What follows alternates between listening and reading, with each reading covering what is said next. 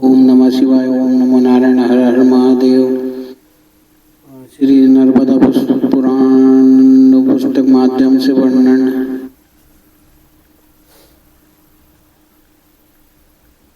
दसवां अध्याय। प्रलय में नर्मदा स्थिति वर्णन। युधिष्ठिर उवाच कस्मिन् कल्पे महाभागे नर्मदेयं द्विजोत्तमा विभक्ता ऋषिभिः सर्वैस्तपो युक्तो महात्माभिः।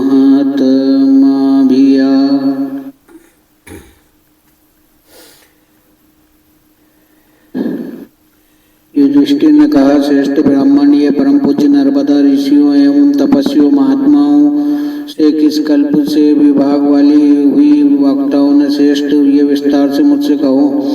प्रलय की अवस्था में लोगों में जो कष्ट उपस्थित होता है वो उसका स्वरूप भी कहो। निष्पाप पहले कल्प में पहले जैसे ये स्थिति रही हो प्रभु, इस अंतिम कल्प की व्यवस्था भी इसकी कहो। सभा में ये सब पूछे जाने पर श्री मार्कंडेय ने कहा। मार्कंडेय बोले, इस कथा को हमने पहले जैसा सुना है वो मैं कहूँगा, तुम सब सुनो। इस कल्प से लगी हुई पहले की ये कथा बड़ी सुंदर है। सब लोगों का विनाश करने वाला एक भयंकर समय, उस महाघोर समय में भी इसका विनाश नहीं हुआ तथा संत महात्माओं ने जैसा इसका विभाग किया है तो उस कथा को तुम लोग सुनो। ब्रह्मा का एक दिन बीतते ही प्रलय काल उपस्थित होने पर उनके मानस पुत्र साक्षात उन्हीं के समान श्रेष्ठ सनानंद सनातन सनत कुमार आदि महात्मा और दूसरे देवगण यम इंद्र वरुण आदि लोकपाल ये सभी लोगों के वृत्तांत में तत्पर लोक मर्यादा के संरक्षक अपने अधिकार के समय तक ठहरते। तदंतर कल्प 6 उपस्थित होने पर उनका श्रेष्ठ ज्ञान और आयु युग की अवस्था के अनुसार नष्ट हो जाती। वे भूलोक छोड़कर तब भूलोक चले जाते हैं। स्वर्ग महालोक को जन तपोलोक को इस लोकों को क्रमशः छोड़ते हुए सत्य लोक का आश्रय लेते हैं। युग सहस्त्र पर्यंत पुरुषों पोत्रों से युक्त होकर जब तक जगत की सृष्टि हो तब तक सत्य लोक में रहते हैं। ब्रह्मा के पुत्र जो कोई प्रथम नहीं होते वे त्रिलोकी को छोड़कर आधार रहित परितत्व में प्रवेश करते हैं। उनके साथ ही जो अन्य तपस्वी ब्राह्मण होते हैं वे ज्ञानी भी परम तत्व में प्रविष्ट होते हैं। यक्ष राक्षस पिशाच और दूसरे देवगण ऋषि तथा दूसरे विविध वर्ग अन्य तलवासी जीव भी भूमि के साथ ही तब दुखी हो जाते हैं। उस समय 100 वर्ष पर्यंत कहीं वर्षा न हुई, उससे वृक्षों लताओं का विनाश हो गया। संसार का छेद करने वाली ये भयंकर अनावृष्टि थी, तीनों लोगों का व्याकुल करने वाली, जिससे 7 समुंदर भी सूख गए। तब सभी लोग भूखे 10 दिशाओं में घूम रहे थे, अत्यंत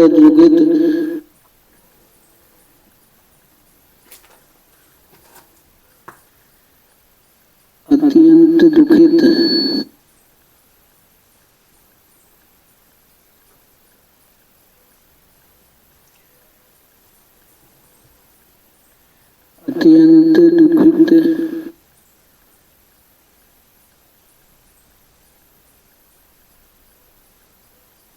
लोग कंदमूलों से जी रहे थे। बड़े दुखी से समुद्र कुआं आदि का उपभोग करते थे। वे सब समुद्र के साथ सूख गए। अल्प शक्ति वाले जीव पहले समाप्त हो गए।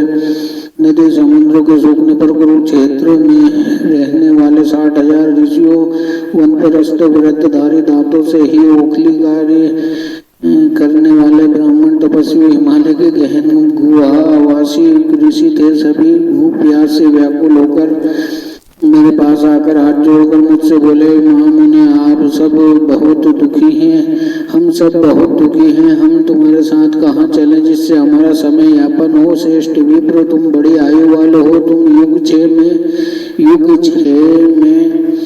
भी नहीं नरते भूत वर्तमान आगे होने वाला सब कुछ तुम्हारे हृदय में स्थित है, तुम उसे जानते हो। महाव्रत धारणी पूज्य, हम लोग किस प्रकार समय बिताएंगे? सारा चराचर रूप जगत आविष्टि से नष्ट होकर दुखित हो रहा है। महाभाग तुम हमारी रक्षा करो, जिससे हम भी नष्ट हो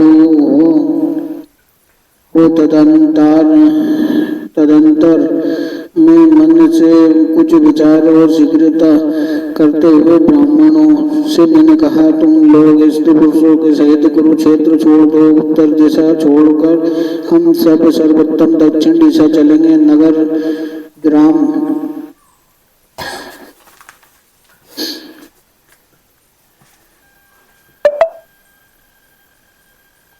और छोटे छोटे खेलों सहित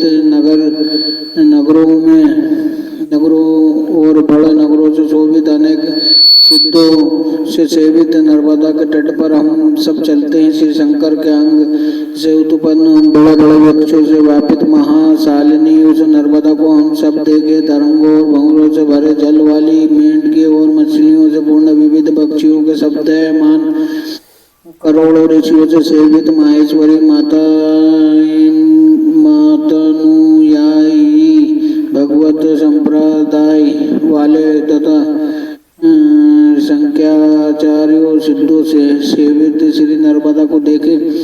वृष्टि के अभाव से डरे हुए नर्मदा के दोनों किनारों पर व्रत धारण करते हुए दिव्य आश्रम बनाए। ऐसा कहने पर अनुसरण करने वाले विद्यार्थियों और अन्य जनों के साथ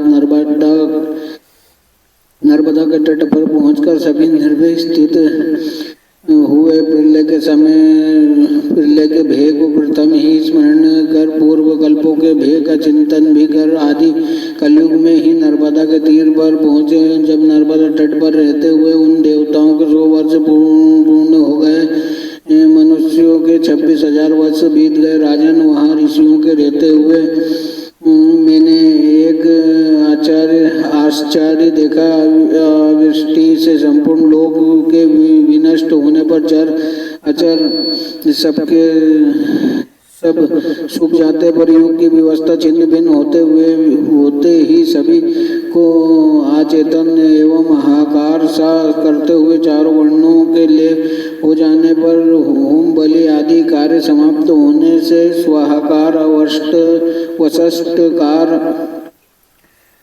से लोक के शून्य होते ही शुद्ध आचारों का भी विनाश हो जाने, शुद्ध आचरों का भी विचार हो जाने पर ऐसी भाया हुआ स्थिति में करोड़ों ऋषियों से सेवित ये एक ही श्रेष्ठ नदी शेष रही। राजन, उन तीनों लोकों में कोई दूसरी रमणीय नदी नहीं थी जैसी ये पुण्य जल वाली नर्मदा। इंद्र की पूरी अमरावती के समान सुंदर देव मंदिरों सी मनोहर आश्रमों से स्वर्ग में मंदाकिनी गंगा के समान शोभित होती है। बहुत वृक्षों से पूर्ण पर्वतों के भागों से युक्त समुद्र की उत्पत्ति का स्थान ये नर्मदा गंगा के समान है। दोनों तटों पर सुंदर मंदिरों और स्थानों से शोभित है, जहाँ अग्नि में हवन हो रहे हैं। यज्ञ धूम से भरी हुई श्री नर्मदा अनेक देव मंदिर आश्रमों से और पूजन से संस्कारों से संस्कृत वर्षा समय में रात्रि की भांति दिखाई पड़ी। सब मनोरथों को सिद्ध करने वाली पुण्यदायिनी श्रेष्ठ नदी नर्मदा शोभा पा रही है। वहाँ कुछ पंचाग्नि तप करने वाले तथा कुछ अग्निहोत्र कर रहे हैं, कुछ मुनि उस उग्र तपस्या में लगे हैं, कुछ धूर्म का आसन भोजन को तो कुछ जल मात्र पीने वाले, केवल वायु का आहार करने वाले, कुछ आत्म यज्ञ सब कुछ परमात्मा में अर्पित करने वाले, दूसरे भक्ति मार्ग का आश्रय लेने वाले, कुछ वैष्णव व्रत का, अन्य शिव व्रत का पालन करने वाले रहे। कुछ तपस्या एक रात्र व्रत, कुछ दिव्य रात्र व्रत, अन्य छठे दिन भोजन करने वाले रहे। कुछ मुनि कृच्छ चंद्रयान एवं अति कृच्छ चंद्रयान व्रत आत्म सिद्धि के लिए धर्म शास्त्रों में विदित है करने वाले रहे। ऐसी तपस्वियों से नर्मदा शोभित रही है। भेद तथा अभेद दृष्टि से भगवान शंकर और विष्णु का जहाँ भजन पूजन हो रहा है, जिस पुरुष की जैसी भक्ति विज्ञान जैसा होता है महाभयंकर कलयुग में वे सिद्धि पाते हैं। भगवान मनुष्य को जिस देवता में जैसी जैसी भक्ति देते हैं, स्वभाव की एकता और भक्ति उसे अंतकरण में पाकर उसी में वो विलीन होता है। जो पुरुष भेद दृष्टि से भक्ति करते हैं, जो महावृक्ष रूपी शंकर को छोड़कर साकार रूपी अन्य देवों का अवलंबन करते हैं, वे संसार में अनेक योनियों में भटकते हुए पशु पक्षी आदि योनियों में जन्म पाते हैं। बारंबार चारों युगों में वे अनेक योनियों में देव योनि से स्थावर योनि पर्यंत अवगमन किया करते हैं। फिर जन्म, फिर स्वर्ग में, फिर भयंकर नरक में चक्कर लगाते। किंतु भक्ति पूर्ण जो पुरुष सबको उत्पन्न करने वाले श्री शंकर में सुस्थिर भक्ति वाले हे नर्मदा के तीर में भगवान का भजन करते हैं, फिर वे जन्म नहीं लेते। मरण पर्यंत उपासना करने वाले कुछ लोग परम ब्रह्म को पाते हैं। कुछ तपस्वी 12 वर्षों में, दूसरे 6 वर्षों में, अन्य 3 वर्षों में ही, कुछ मुनि 1 वर्ष में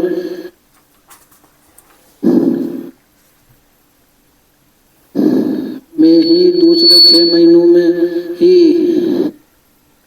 तथा अन्य मुनि शंकर तथा भगवती कीर्ति शालिनी नर्मदा का आश्रय लेकर 3 मास में ही उत्तम सिद्धि पा लेते हैं। संसार के दोषों को काटकर सनातन ब्रह्म को प्राप्त हो गए। इस प्रकार घोर कलयुग में सैकड़ों हजारों मुनि नर्मदा के तीर आश्रय लेकर भगवान शंकर को प्राप्त हुए हैं। ऐसे महात्मा और ब्राह्मण नर्मदा के तट पर पहुंचकर शिव को आराधना में तन में होकर भक्ति पूर्वक पूजा कर उन शिव को ही पाते हैं और धन्य और ध्यान पूजन जप तथा महाव्रत आदि उपायों से जो नारायण का निरंतर चिंतन करते हैं, वे श्वेत वस्त्रधारी महात्मा राजहंसों की भांति संसार समुद्र के पार पहुंच जाते हैं। ये सत्य है, सत्य है, सत्य है।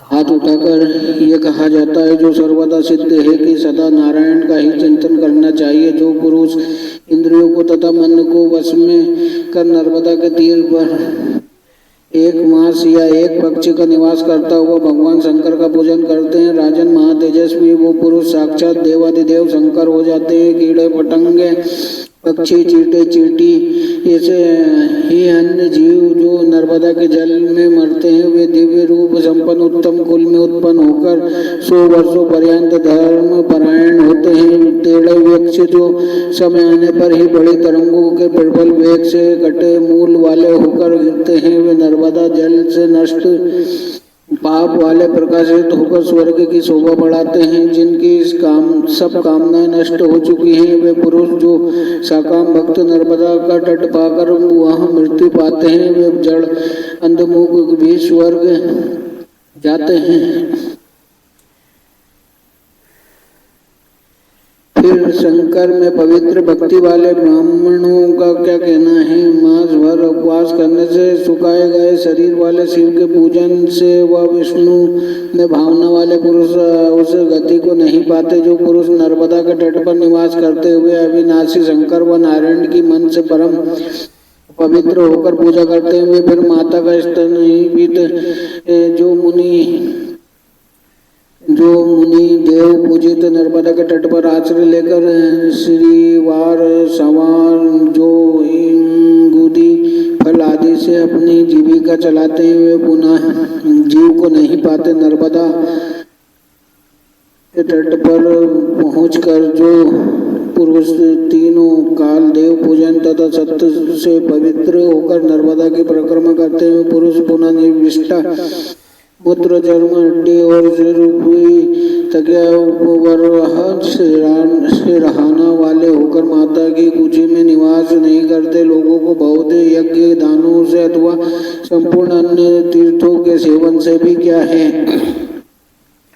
जो नर्मदा के उत्तर या दक्षिण तट का सेवन करते हैं वे भगवान शंकर के पार्श्ववर्ती पार्षद होते हैं। जो पुरुष शंकर के शरीर से उत्पन्न तथा उनके शरीर रूपी स्वर्ग की सीढ़ियों की पंक्ति रूप इस नर्मदा का सेवन नहीं करते वे संसार में वंचित जन्म लाभ से चुके हुए पंगु अन्य पशुओं के समान है। जो पुरुष श्रेष्ठ ब्राह्मण इस घोर कलयुग को फिर कभी न देखना चाहे तो वो आसक्ति को छोड़कर नर्मदा का तट नहीं त्यागते। वे सबके हितकारी और संपूर्ण जनों के मान्य और वंदनीय है। भृगु अत्रि वशिष्ठ गर्गीय कंक आदि कितने ही असंख्य ऋषि मुनि नर्मदा में स्नान करते हुए आर्द्र देवलोकगामी हुए ब्रह्म पद को प्राप्त हुए हैं। नित्य निर्मल साफ चित्त वाले पुरुष इस अत्यंत पुण्य पवित्र ज्ञान से पूर्ण नर्मदा के महात्म्य